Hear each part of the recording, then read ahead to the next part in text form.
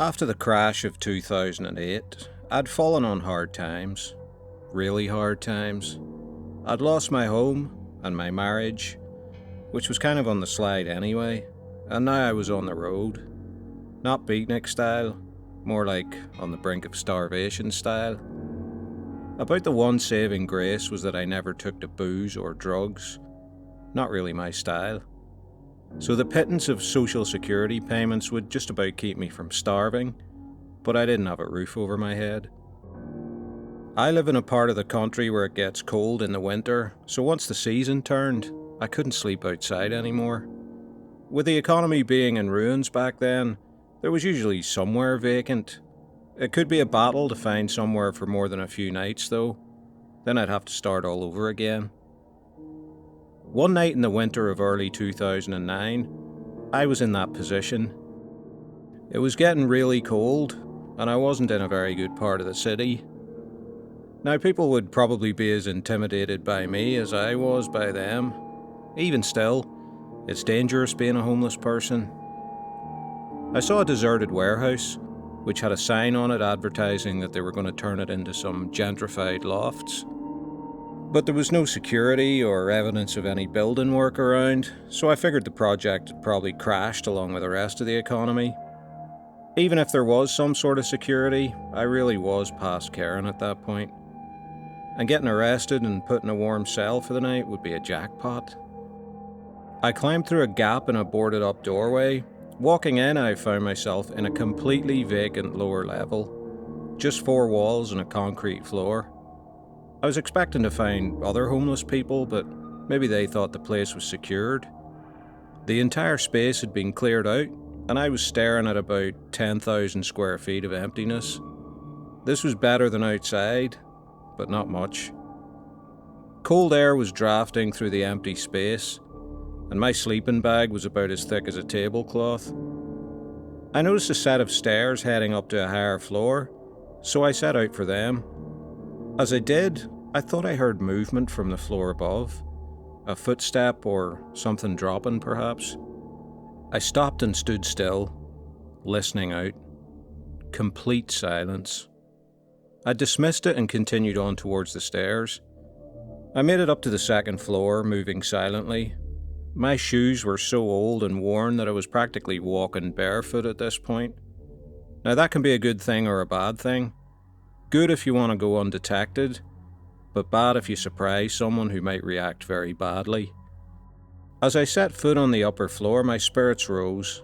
There were a series of rooms all along a narrowish corridor. There'd be no heat, of course, but it would provide shelter. I made to walk through the first door I saw, before realizing that it would make a lot more sense to occupy one of the rooms in the middle.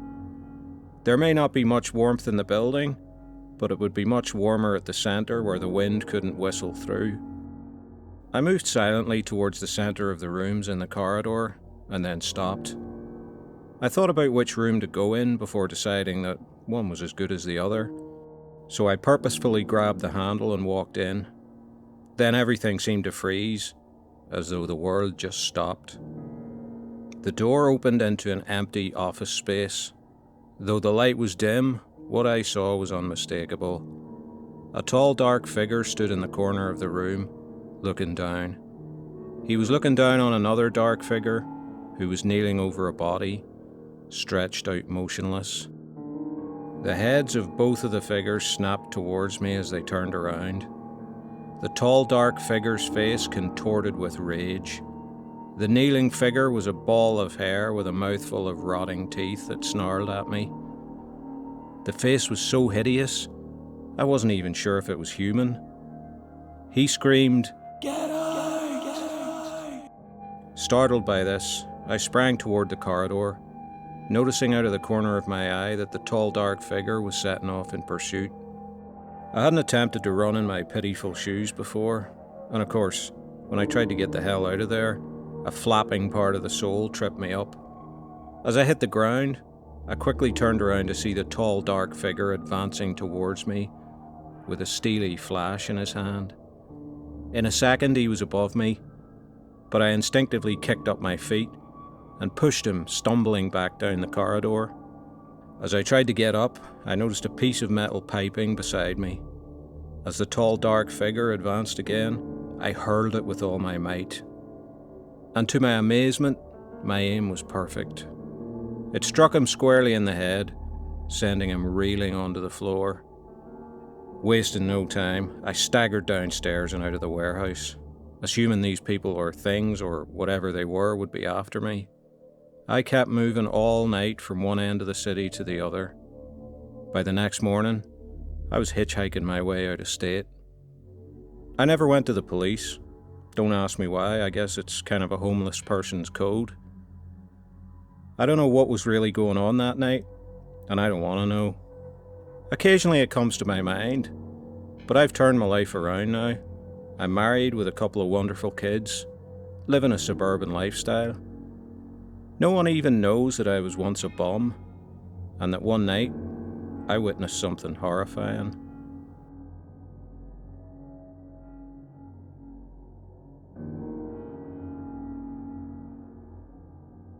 I work in the media industry, mainly television, but online media too. The story I'm about to tell you may sound familiar, but there's a twist. You may have heard some years ago about this guy called Kurt Barker. He had this well-known ghost hunting show, which did pretty well in the ratings on cable. Anyway, tragically, Kurt was filming the show at an old abandoned penitentiary in the Midwest when he had a sudden heart attack and died. At least, that was the story that came out. When they filmed the show, they really did it run and gun. There was just Kurt and a cameraman, and they had a guy who came with them and hung around outside whatever building they were in. He helped with the equipment, miking Kurt up and so forth, then stuck around in case anything happened and they needed help. But it was just Kurt and a cameraman in there. His cameraman, Pete, was a really good friend of mine. We graduated from the same year at media college, worked in the same company, and stayed really good friends. When the tragedy with Kurt happened, you can imagine that hit him pretty hard. But I was surprised at just how hard. It really knocked him down. He didn't want to talk to anybody, see anybody, do anything. It's natural to be upset when something like that happens, but it wasn't like him and Kurt were big buddies or anything. I tried to be a good friend, taking things slowly and being patient with him.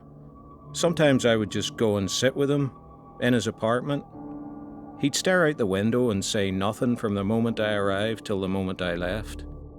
Over a period of months, he started to slowly come out of it. He was drinking a little too much though. I started drinking with him. I thought I was helping, but I eventually realized that was doing more harm than good. During one of those sessions, he began talking about the night in the abandoned prison. Everything had been going normally. They were shooting the episode. They'd gone in and out of rooms and places that were supposed to be haunted, uncovering little of interest, even in the execution chamber in the condemned cell. Then, just after midnight, as they were about to leave, they began to hear strange noises coming from the area of the execution chamber.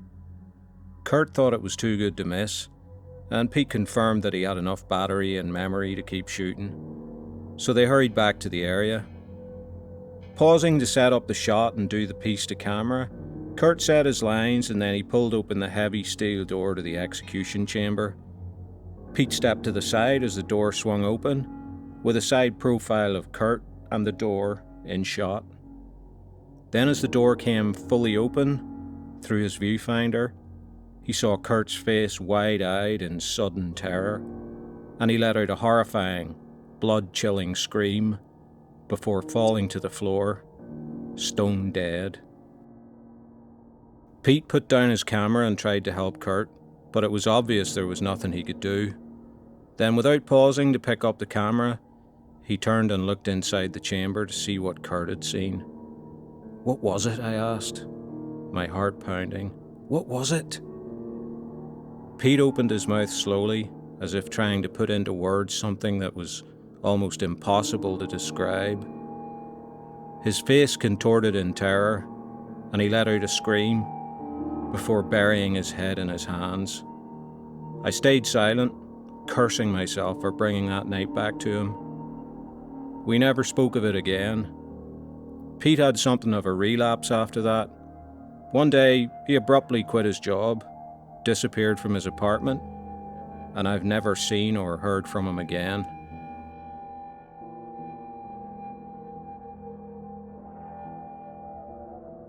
There's an abandoned building at the far end of town. In winter, you can see it just standing there, cold and dark. In summer, when the leaves are on the trees, it seems to peer over them menacingly. It's always there, and it's always on my mind.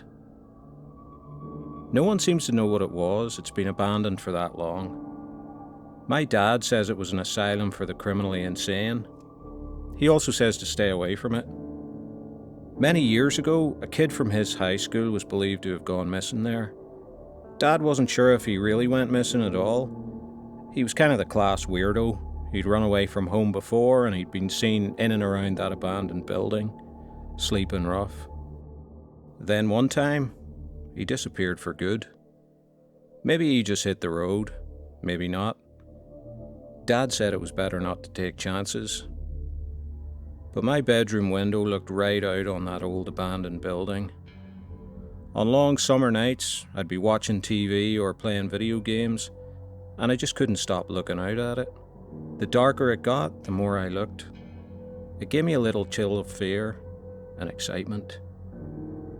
I was young and stupid, so despite what Dad said, one night I couldn't resist anymore. I waited till everyone was in bed. Then a while after midnight, I snuck quietly out of the house and headed for that old abandoned building. It seemed unusually quiet that night. I know people always say that, and it might have just been my anticipation, but it was. There were no car radios or drunken yelling, nothing. Okay, it was a small town, but no one was around, not even a dog walker. All the while I walked, the old insane asylum loomed more gradually into view. Just like when I was at home, I couldn't stop looking at it. It seemed to look back. My eyes played tricks. I thought I saw fleeting figures in the rotted windows. Just moonlight, maybe. Before I knew it, I stood outside the rickety gate, looking at the shattered 4 stories with a grim, foreboding tower in the middle, where smoke would once have come from. Now it just hung over me in darkness. There was a keep out sign on the pathetic gate that hung lamely. It wasn't needed. No one ever came. Not teenage lovebirds, junkies or drug dealers, homeless or drunks. Just me. I started down the gravel road to the building. The crunch of my footsteps seemed uncommonly loud. I felt sure someone would hear me, except there was no one there to hear anything. The main door was missing, but inside was a set of double doors. My hand slightly trembling, I reached out to open them. Nothing moved. This was my chance to turn around. If they're locked, there's nothing I can do. But I stayed. I had to. Pushing and pulling at the double doors that seemed welded together with neglect, they suddenly gave way with a huge crack that would have wakened the dead. It echoed throughout the vast, empty hallway inside. If there was anything, or anyone there, my arrival had been well and truly announced. I stepped into the blackness with a small belt torch I'd brought along. There were slates everywhere, and rocks and debris all around underfoot. It just made my progress noisier. Going left out of the hallway, I came to another large room.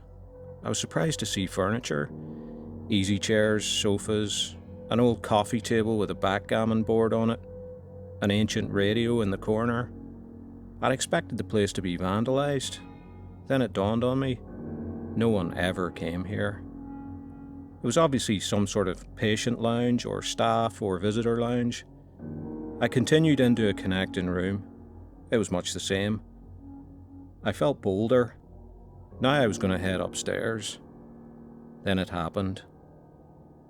I thought it was a breath of wind whistling through an empty window frame, but as my senses heightened, it seemed to form a tune. I listened even more intently. One line of the song stuck in my head.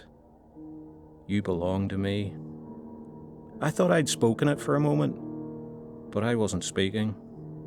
Surely it couldn't be. Was it a voice in my head? Or a voice in the room? I heard it clearly. You belong to me. Panic seized me. I flung myself into a sprint out of the room. In my panic, I tripped over a pile of slates and fell headlong into the coffee table in the lounge, sending the backgammon board sprawling.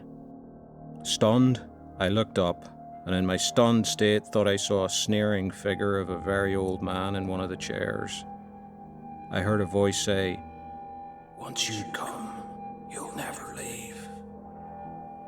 Fear supercharged me and I stumbled toward the door. I dropped my torch, but the fear led me back to the double doors, the voices still ringing in my ears. As I reached the doors, I found to my horror that they were stuck shut again. Pulling with all my might, they crashed open noisily, merging with the voices. I ran as fast as I could, heart thumping. Not like the heart pounds in exercise, the way the heart pounds in terror. I ran all the way home, then sat outside until I could compose myself before sneaking back in. I played it straight the next morning and never told my parents, or anyone else for that matter. From that day on, the old building still looked at me when I sat in my room, but I never looked back.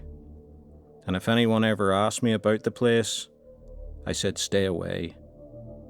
Don't ever go there.